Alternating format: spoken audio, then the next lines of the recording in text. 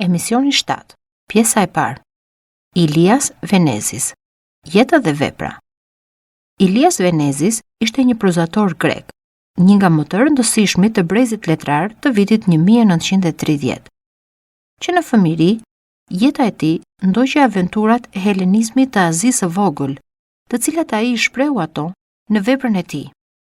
Ai u bë rapsodi i refugjatëve dhe i çrënjosjes, por edhe i njerëzimit, vendosmërish dhe besimit.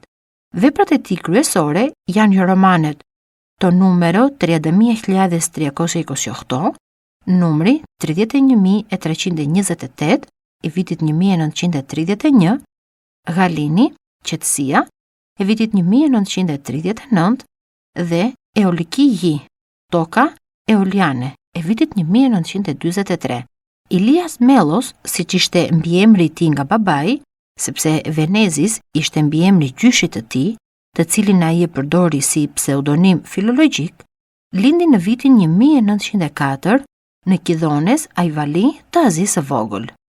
Me fillimin e luftës së parë botërore, familja e tij u largua për në Mitiline, vendlindje e nënës së tij, kur turqit filluan të përsekutonin të krishterët. Aty Venezi i kaloi vitet e para të shkollës së mesme në një privim të rënd, duke studiuar ditën dhe duke punuar natën. Pas përfundimit të luftës, ai u kthye në Ajvali dhe filloi të studiojë matematikë të avancuar për të studiuar inxhinieri në Francë. Megjithatë, katastrofa e Azisë së Vogël dhe eksodi i grekëve të Azisë së Vogël përmbysën planet e tij. Kur turqit pushtuan Ajvalin, e arrestuan së bashku me 3.000 grek të tjerë dhe e quan rob në brendësi të Azisë së Vogël për të punuar në brigadat e punës famkeqe. Aty, Venezi pësoi 14 muaj radhazi vuajtje të paimagjinueshme, të cilat i përshkruan në librin e tij numri 31.328, botuar në vitin 1931. Ky numër ishte numri me të cilin ishte regjistruar në brigadat e punës. Kushtet çnjerëzore të robërisë, ai ishte një nga 23 bashkëqytetarët e tij që arritën të mbijetonin, por edhe çrënjosjet nga vendlindja lanë gjurmët e tyre të pashlyeshme tek djaloshi Venezi në atë kohë dhe shënuan tematikën e veprave të tij në mënyrë vendimtare. Pas shpëtimit, ai përsëri u strehua në Mitilini dhe aty vendosi dhe filloi punë në Bankën Kombëtare. Në vitin 1930 kaloi në Bankën e Greqisë dhe në vitin 1932 ai transferohet në Dregën Qendrore të Athinës, ku shërbeu deri në vitin 1957, ku doli në pension me titullin nëndrejtor. Në revistën Athinaika Gramata, letra athinase, u shfaq për herë të parë në vitin 1928 pas vlerësimit të tij me çmim në konkursin e zhvilluar nga revista Nea Estia, Vatra e Re, për tregimin e tij të shkurtër O Thanatos, vdekja. Në vitin 1939 u botua romani Galini, Qetësia. Është ndoshta libri i parë me aftësi letrare që trajton temën e vendosjes së refugjatëve në Greqi. Vështirësitë e bashkëjetesës së dy botëve, thellësisë të ndryshme dhe konfliktet e tyre të pashmangshme rrëfehen si përmes aventurës së turmës, ashtu edhe përmes ngjarjeve private të jetës familjare të heroit qendror, mjekut Dimitris Venis. Për romanin Galini, Qetësia, ai u nderua në vitin 1940 me çmimin e parë shtetëror për letërsinë dhe çmimin e Akademisë së Athinës. Në vitin 1943, punonjësit e Bankës së Greqisë ishin mbledhur në sallën e madhe të godinës për të përkujtuar për vjetorin e Jos, por edhe kujtimin e kolegëve të tyre që ranë duke luftuar.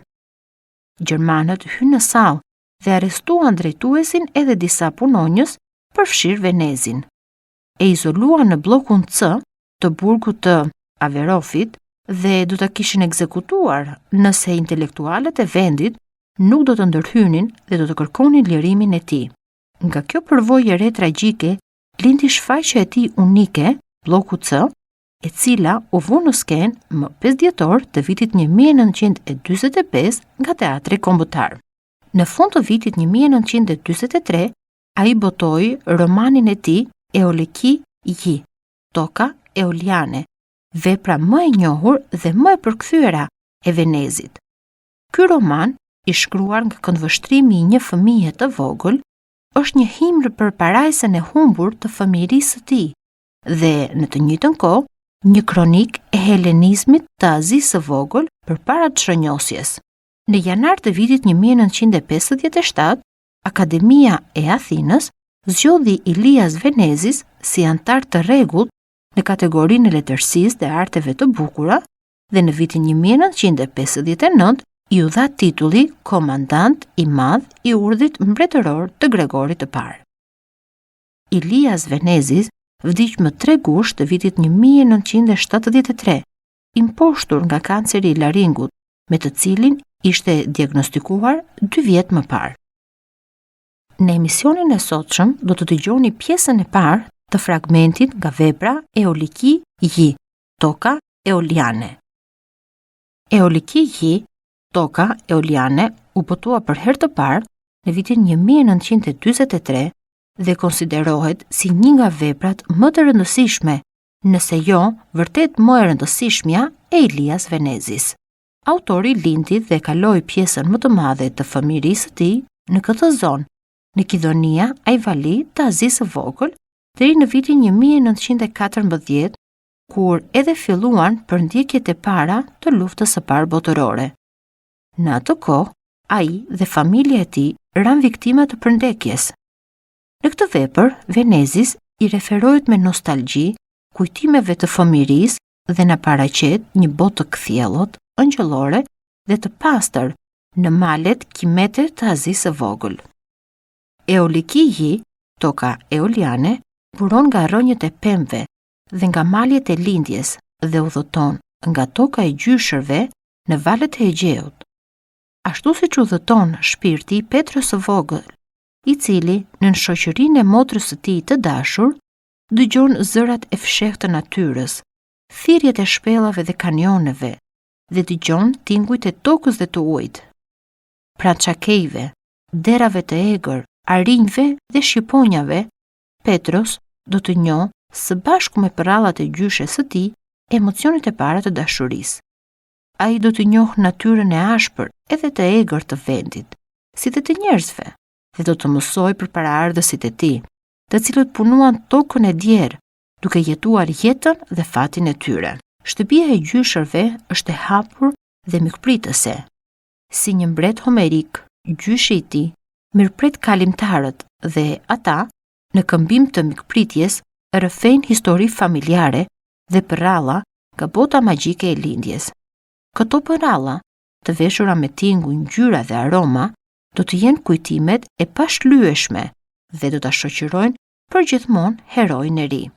Në këtë vepër të Ilias Venezis nuk tentohet, ndoshta as në mënyrë të pandërgjeshme, për të krijuar një klim trishtimi apo për të rikujtuar ato që kanë ndodhur. Megjithatë, përshkrimet e bukura të tokës pjellore të Azisë së vogël e paraqitur këtu si një hero tragjik që nuk njeh të ardhmen e tij të tmerrshme, ndërkohë që vetë autori e ka përjetuar tashmë atë, janë të vetmet që në mënyrë të padukshme shkaktojnë një melankoli nostalgjike dhe krahasojnë me sa pak dhimbje të shkuaran me të ardhmen që do të pasonte dhe që të gjithë e njohin tashmë. Kjo qasje delikate ndaj periudhës së para luftës arrihet ndoshta falë rrëfimit për fëmijë në veten e parë. Nëse rrëfyesi do të ishte një i rritur me përvojë, atëherë këndvështrimi do të ishte ndryshe dhe ndoshta do të humbiste pak nga pafajësia që e karakterizon tani.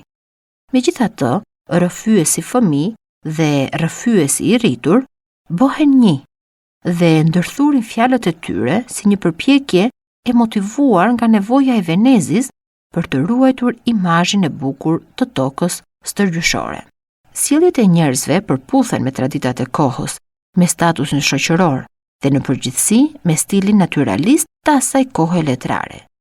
Gratë kryesisht kanë një rol dytësor dhe të nënshtruar, por kjo nuk do të thotë se ato nuk ndëshkohen nga pasionet e tyre të fshehura.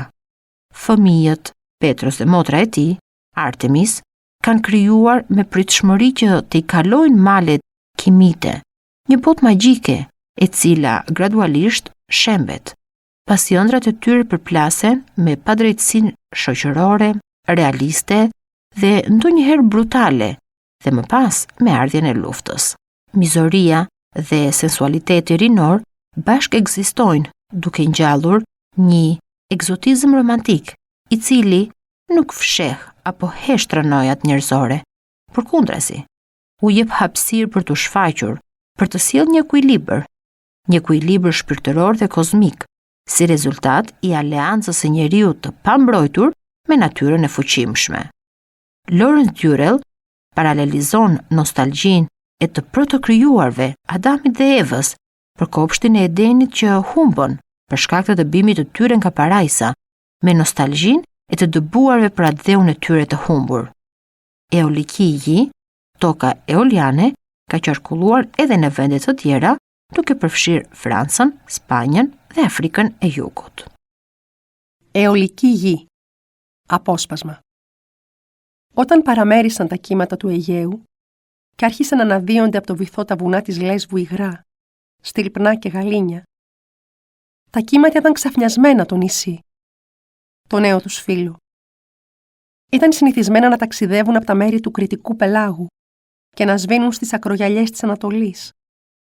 Και ό,τι ξέρανε από στεριά ήταν σκληρά βουνά, κοφτή θεόρατη βράχη, γη από κίτρινη πέτρα. Τούτο εδώ, με το νέο νησί, ήταν κάτι άλλο, πόσο διαφορετικό. Γι' αυτό είπαν τα κύματα. Ας πάμε το μήνυμα στην πιο κοντινή γη, στη γη της Αιωλίδας. Ας της πούμε για το νησί, τη νέα γη που έδεσε το φως με τη γαλήνη, για τη γραμμή και την κίνησή του που είναι τόσο ήμερη σαν να έχει μέσα της τη σιωπή. Ας της πούμε για το θαύμα του Αιγαίου. Ήρθαν τα κύματα και φέραν το μήνυμα του πελάγου στην αιωλική ακτή.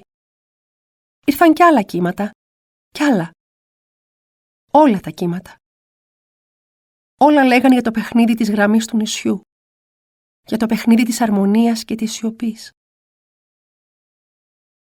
Τ' άκουσαν την πρώτη μέρα τα σκληρά βουνά της Ανατολής και μείνανε αδιάφορα. Τ' άκουσαν και την άλλη και πάλι δεν ταράχτηκαν. Όμως, όταν το κακό παράγινε και κάθε στιγμή άλλο δεν ακούγανε παρά τη βοή του πελάγου να τους λέει για το θαύμα, τα βουνά παράτησαν την αταραξία τους και, περίεργα, σκύψανε πάνω από τα κύματα να δουν το νησί του Αιγαίου. Ζηλέψανε την αρμονία του και είπαν «Ας κάμουμε κι εμείς έναν τόπο γαλήνη στη γη της Αιωλίδας, που να είναι σαν το νησί». Παραμερίσανε τότε τα βουνά, τραβήχτηκαν στο βάθος και ο τόπος που άφησαν έγινε ο τόπος της γαλήνης. Τα βουνά κίνα της Ανατολής τα λένε Κιμιντένια. Οι πρόγονοί μου δουλέψανε σκληρά τη γη που είναι κάτω από τα Κιμιντένια. Όταν εγώ γεννήθηκα, ένα μεγάλο μέρος της περιοχής το όριζε η φαμίλια μας. Το χειμώνα μέναμε στην πόλη, αλλά μόλις τα χιόνια φεύγανε από τα Κιμιντένια και η γη πρασίνιζε, μας έπαιρνε η μητέρα μας, όλα τα αδέρφια μου, την Ανθίπη, την Αγάπη, την Άρτεμη, τη Λένα, εμένα, και πηγαίναμε να ζήσουμε τους μήνες του καλοκαιριού στο κτήμα, κοντά στον παππού και στη γιαγιά μας. Η θάλασσα ήταν μακριά από εκεί, και αυτό στην αρχή ήταν μεγάλη λύπη για μένα, επειδή γεννήθηκα κοντά της. Στην ησυχία της γης θυμόμουν τα κύματα, τα κοχύλια και τις μέδουσες, τη μυρουδιά του σάπιου φυκιού και τα πανιά που ταξίδευαν. Δεν ήξερα να τα πω αυτά επειδή ήμουν πολύ μικρός. Αλλά μια μέρα η μητέρα μου βρήκε το αγόρι της πεσμένο μπρούμητα κατά γης, σαν να φιλούσε το χώμα.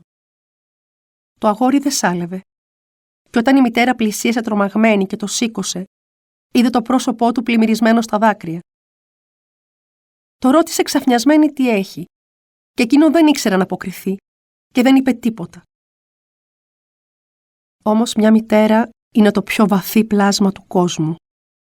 Και η δική μου, που κατάλαβε, με πήρε από τότε πολλές φορές και πήγαμε ψηλά στα κιμιντένια από όπου μπορούσα να βλέπω τη θάλασσα. Και ενώ εγώ αφαιριόμουν στη μακρινή μαγεία του νερού, εκείνη δεν μου μιλούσε, για να αισθάνομαι πως είμαστε μονάχοι, η θάλασσα κι εγώ. Περνούσε πολύ ώρα έτσι. Τα μάτια μου κουράζονταν να κοιτάνε και γέρναν. Έγερνα κι εγώ στη γη. Τότε τα δέντρα που με τριγύριζαν γίνονταν καράβια με ψηλά κατάρτια. Τα φύλλα που θροούσαν γίνονταν πανιά. Ο άνεμος ανατάραζε το χώμα, το σήκωνε σε ψηλά κύματα. Τα μικρά τριζόνια και τα πουλιά ήταν χρυσόψαρα και πλέανε. Κι εγώ ταξίδευα μαζί τους. Σαν ξυπνούσα, έβλεπα από πάνω μου τα μάτια της μητέρας μου να περιμένουν. «Ήταν ωραία, αγόρι?» με ρωτούσε χαμογελώντας γλυκά. «Αχ, μητέρα, πάντα είναι ωραία με τη θάλασσα». Μια από εκείνες τις καλοκαιρινές μέρες, γυρίζοντας με τη μητέρα μου από το ταξίδι της θάλασσας στα Κιμιντένια, σταθήκαμε στην κήτη ενός μικρού ποταμιού. Το ποτάμι ήταν γεμάτο καθαρή άμμο, έτρεχε όμως και λίγο νερό. «Πώς τρέχει νερό?» είπα, «αφού είναι καλοκαίρι και τα Κιμιντένια δεν κατεβάζουν νερό».